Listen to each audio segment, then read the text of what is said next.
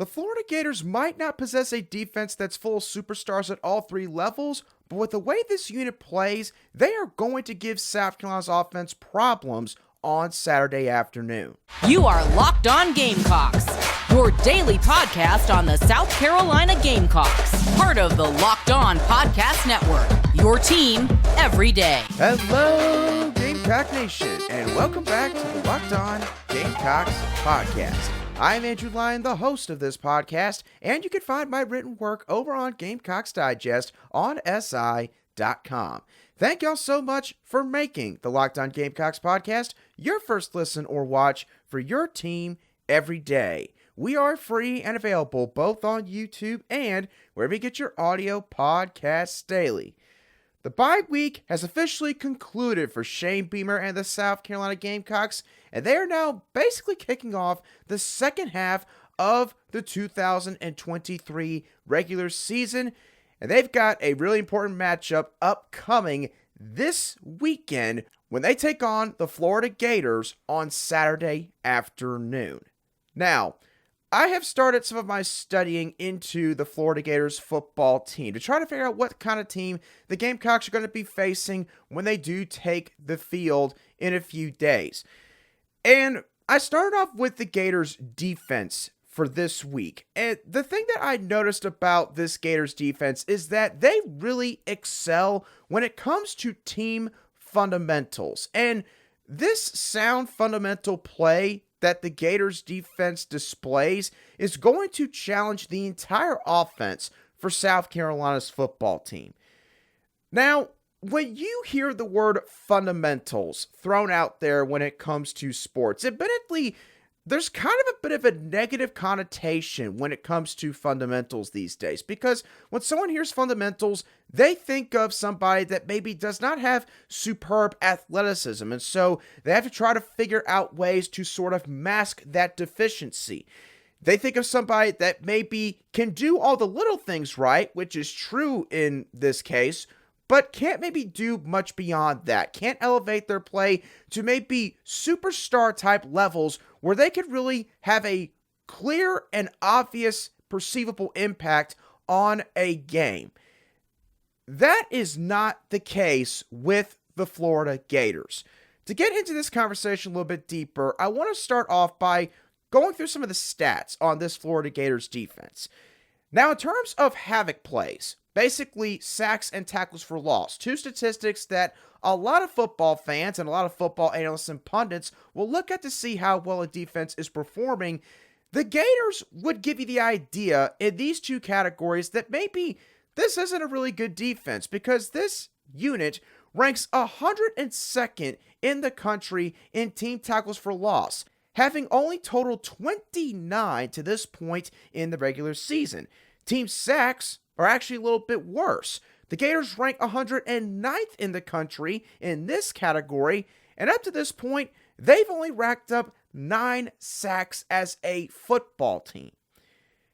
But when it comes to other metrics like first downs given up, third down defensive percentage, and red zone defensive percentage, the Gators see a massive uptick in each of those markers. Starting off with the first downs, the Gators rank 13th in the country in terms of first downs given up, giving up an average of only 13.5 first downs per contest. When it comes to third down defense, Florida ranks 9th in the country. They have the third best mark in the SEC, allowing just a 26.5% conversion rate on third down. In terms of red zone defense, the Gators defense is tied for 21st in the country in this category, allowing just a 72.7% conversion rate in the red zone. So statistically speaking, you can see very clearly that this is a unit that, sure, might not make all the big plays that you see other defenses make on Saturdays, but this is a unit that is very well coached. This is a unit that does not beat itself very often. And when it comes to the actual play of the Gators defense, there's a couple things that stuck out to me when watching back some of their game footage. This Gators defensive line, I was very impressed with all the little things that they do up front to give themselves a chance to make an impact on any given play. These defensive linemen do a really good job of engaging blockers, keeping their arms extended so that opposing offensive linemen can't drive them backwards very far, and disengaging those blocks when it is time to try and make a play on a ball carrier.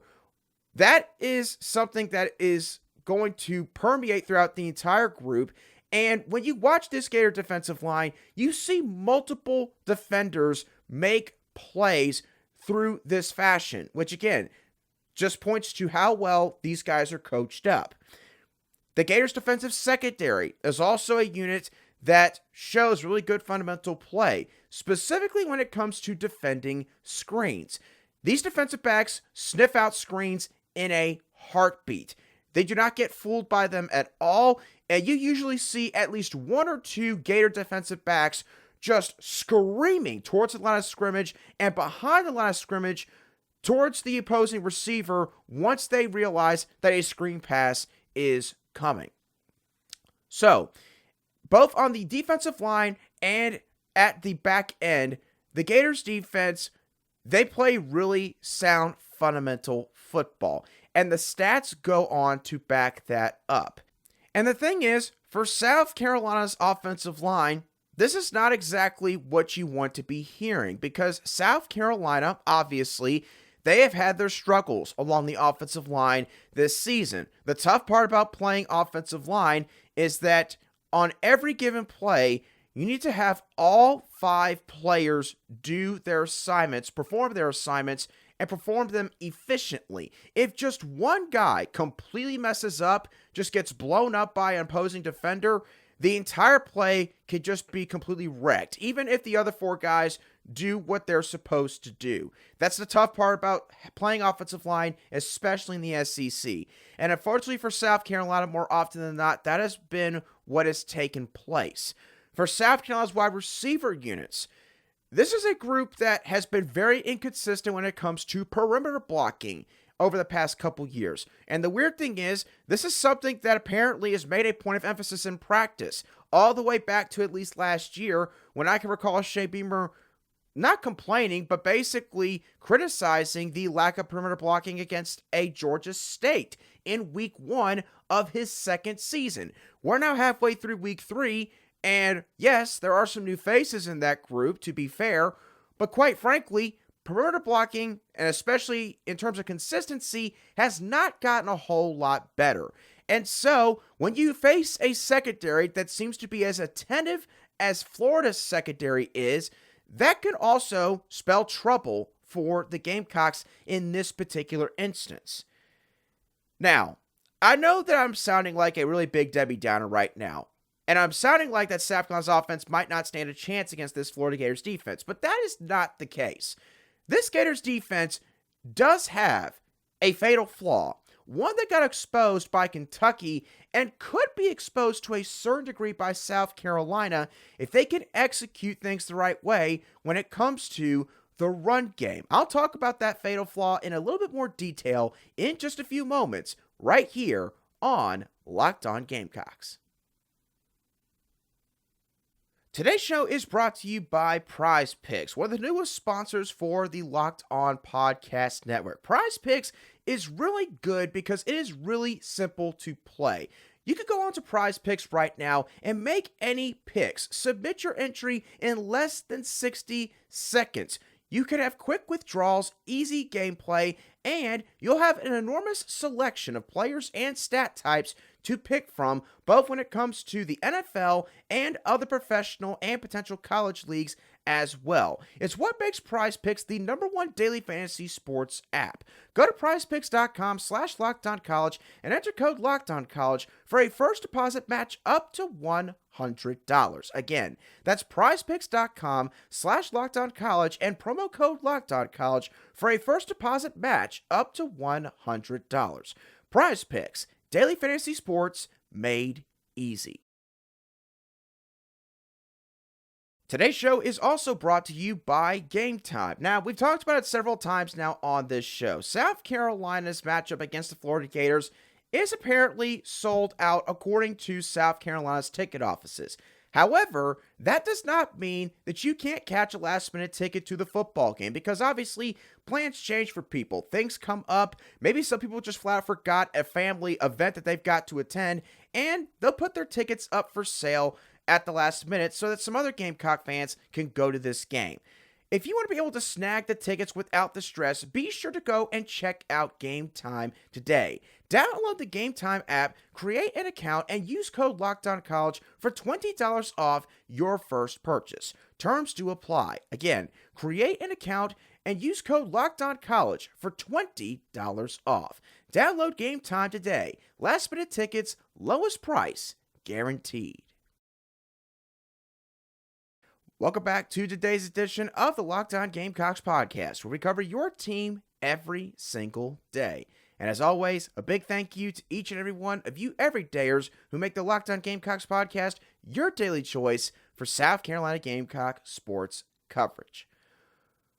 Florida's defense does have one flaw that could be exploited by South Carolina's offense this coming Saturday, and that is the Gators' inability to consistently defend the run on the edge. When I went back and watched some of the game footage on this Florida Gators defense, I watched two games in particular. I watched the Tennessee game, and I rewatched the Kentucky game. And watching back the Kentucky game, the main thing that I was paying attention to was what exactly happened to Florida's rush defense on that day? Because obviously, I knew that Ray Davis had already rushed for about 300 yards by the time I watched this game back, but the main thing that obviously South Carolina's offensive coaching staff is going to try to take advantage of when they play the Gators this weekend is trying to do some of the same things maybe that Kentucky did. Maybe try and take certain pieces of their blueprint and apply it to their offensive game plan. And what I found in this game was that when Ray Davis, Kentucky's running back, bounced it outside, or the play was designed to go to the perimeter, Florida's defense rarely stopped the play right at the line of scrimmage. And the thing is, with South Carolina's offensive attack, I'm not going to say that South Carolina's offensive line is as good as Kentucky's offensive line. I'm not going to say that Mario Anderson Jr. is as good as Ray Davis at Kentucky. But there are a couple of similarities, in my opinion. One similarity is that South Carolina does like to be stubborn about their zone blocking schemes. And what do we talk about with zone blocking schemes when it comes to an offensive line? If you're running out to the edge in particular, the offensive line, they're basically turning their hips at a 45-degree angle, and they are moving from left to right or right to left. They are moving laterally, essentially. And their job is to block an area and basically get a lane open for Mario Anderson Jr. or whoever's back there at running back to explode right on through. South Carolina, they, in my opinion, can have some success against Florida if they can win their one-on-ones up front. Now, the problem with that is South Carolina, especially on the interior, have not done a good enough job of making sure that these opposing defenders don't cross-face them, basically literally just go right across them, right through their lane that they're responsible for, and allowing them to blow up a particular run play. That has happened on several occasions this season, and it would not surprise me at all if Florida has their fair share of those kind of plays on Saturday afternoon. But another important similarity here for this game is that Mario Anderson Jr., in terms of his running style, in terms of how he is built, he is quite similar to Kentucky's Ray Davis. He is a north-south, one-cut type of running back. He is on the shorter side, but he is also stocky and has a low center of gravity, which means that he is not an easy guy to bring down. Florida's defense, they struggled at times to get Ray Davis down on first contact. So, the goal for this game, if you're South Carolina, if you're offensive coordinator Dal Loggins, it needs to be besides give Spencer Rattler a chance, which obviously is like number one on the objective board probably every single week, in this game, it needs to be a 1A, 1B type situation. Give Spencer Rattler a chance in the passing game, and give Mario Anderson Jr. a chance in the running game. If you can do that, particularly the latter portion of that, I think that South Carolina, they can give themselves a much better chance to win this game. I talked about this before the Gamecocks play the Volunteers back in week 5. But when South Carolina has any semblance of balance on the offensive side of the football, at least as far as the Shane Beamer era is concerned, they are just about unbeatable. They've only lost 2 games in the Shane Beamer era when they have rushed for 100 yards or more on the ground. Both of those games took place against Tennessee, and both of those games happened in Knoxville. So, is South Carolina going to rush for about 300 yards or more like Kentucky did a couple weeks back against this Gators defense? No, that's not going to happen. I don't think South Carolina's going to do that against anybody for the rest of this season. They couldn't do it against Furman. They're not going to do it against probably any other team on this schedule. But 125 to 150 rushing yards, at least as a football team, I could possibly see that. I could definitely see that. And if the Gamecocks can hit that range in terms of their running game, then I definitely think that they will have had a successful day offensively against this Florida Gators defense.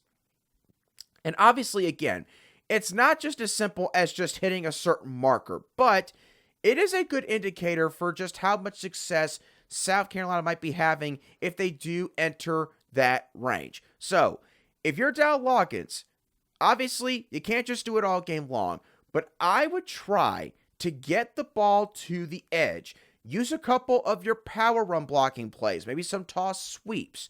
Include some of that in there. Try to get some of those zone runs going as well. But again, the tough part's going to be you got to trust everybody to win their one-on-one. That includes all 5 offensive linemen. And I don't know if you're going to get that all game long. So just try to make sure that you limit the negative plays in the run game. If you could do that, get some drives stringing together, maybe some 8, 9, 10, 11 play type of drives, and wear down this Gator defense, give Mario Anderson Jr. a better chance. If you could do all those things, I think that this ground game has a chance to have a really decent day compared to what they've done so far this year on Saturday when they take on the Florida Gators. Now we're going to switch gears in a minute or two, and we're going to go back to the recruiting side of things. Obviously, South Carolina, they've made some headway the past few days when it comes to some of the news that they've created with some of these in-state prospects for the 2024 class. And Shane Beamer and his staff made more news regarding another in-state prospect on Monday night. I'll talk about that prospect in just a few moments right here on Locked On Gamecocks. Today's show is brought to you by Jace Medical. Now, everyone should be empowered to care for themselves and their loved ones during the unexpected. And that's why Jace Medical offers the Jace Case. The Jace Case provides 5 life-saving antibiotics for emergency use and gives you peace of mind so that you're not just hoping you have access to medication in an emergency. Jace Medical makes sure that you have the medication in hand. Jace Medical is simple. They handle everything from the online evaluation to licensed pharmacy medication delivery and ongoing consultation and care. Don't get caught unprepared. Save more than $360 by getting these life-saving antibiotics with Jace Medical. Plus, an additional $20 off by using code LOCKEDON at checkout on JaceMedical.com. That's JASE Medical.com, promo code LOCKEDON. Welcome back to the Locked On Gamecocks podcast, where we cover your South Carolina Gamecocks every single day in just 30 minutes. The South Carolina Gamecocks might be getting another opportunity to land a late cycle gem in the 2024 recruiting class from the state of South Carolina. And that gem or diamond in the rough is Quay'sheed Scott. Now, Quay'sheed Scott, as I just alluded to a second ago, he is from the state of South Carolina. He plays for 2A Marion High School, and he's got some family ties to South Carolina's football program, as he has two cousins that have either played for the school or are currently playing right now. One of them is Cam Smith, who's now in the NFL playing for the Miami Dolphins, and another one is current South Carolina defensive lineman T.J. Sanders. So the South Carolina Gamecocks, they've got a couple of things going their way when it comes to this new recruitment to watch moving forward on Quay'sheed Scott. Now, the problem here is that Scott is currently committed to Kentucky. And he's been committed to Kentucky since July the 4th. So he's been committed to the Wildcats for a little over 3 months now. That does not mean that South Carolina cannot flip him at the end of the day, but again, you have to imagine that Scott is still going to respect what Kentucky's coaching staff has done for him up to this point, and that he might not necessarily flip immediately. So, what could the Gamecocks be getting in Quay'sheed Scott if they do wind up flipping him at the end of this recruiting cycle? Well, they're getting a guy that's got a really good mixture of athletic tools and also some position-specific skills that could make him a really solid run defender out of the secondary. Let's start off with his athleticism. Quay'sheed Scott is a guy that can turn his hips and run downhill in quick succession. This is a guy that has very little wasted movement when he's able to just take off and run in a straight line. By the way, his straight line speed is also really solid. I don't have a specific time that I found before I did this show, but if I had to take a guess, I think that Quay'sheed Scott runs probably in the 4.5 range, which is a solid time overall for a defensive back.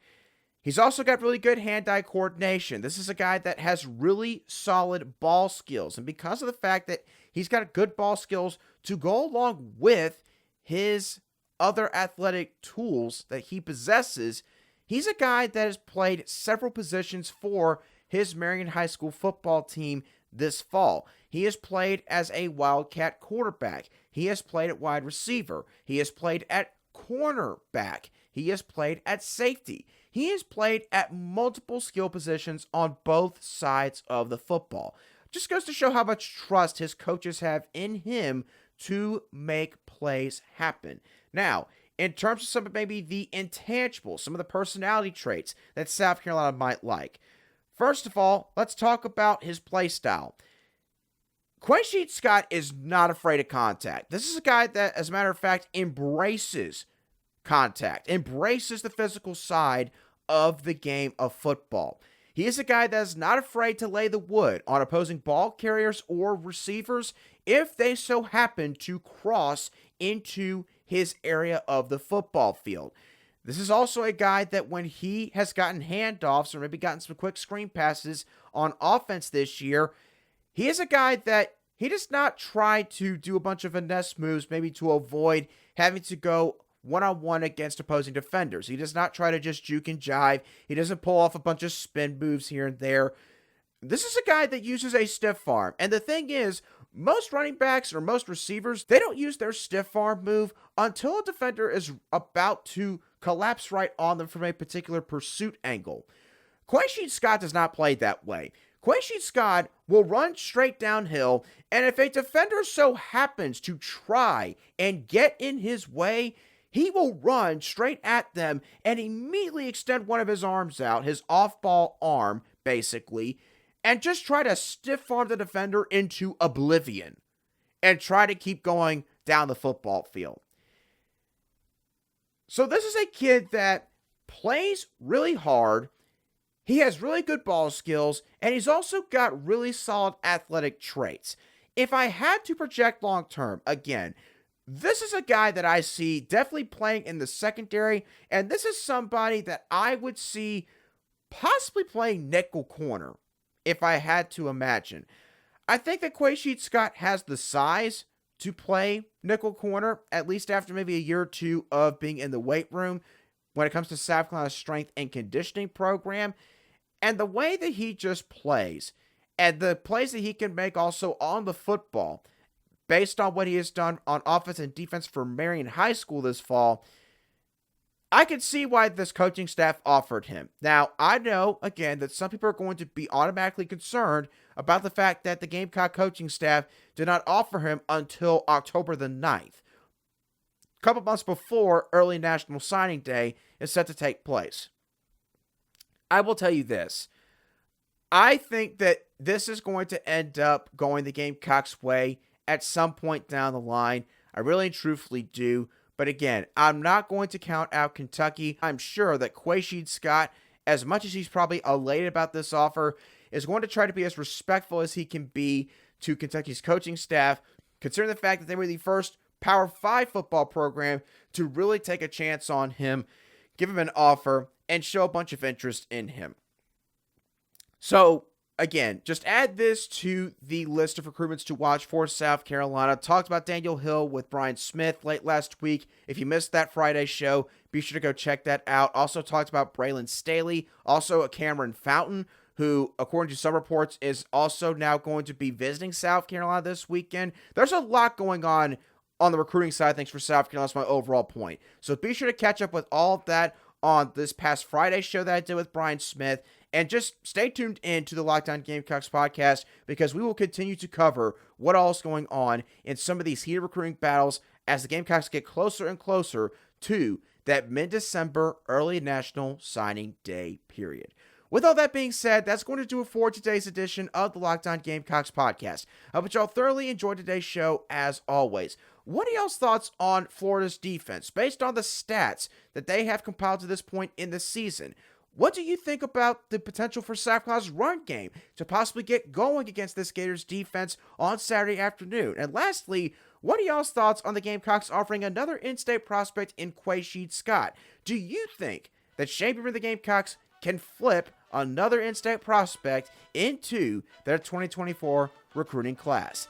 Let me know your thoughts down below in the comments section if you watched today's show on YouTube, or shoot me a direct message on Twitter at @Lion_SC if you listen to today's show on an audio podcast app. Once again, thank y'all so much for tuning in. Have a great rest of your Tuesday, and I'll be sure to catch y'all on the next show of the Locked On Gamecocks podcast.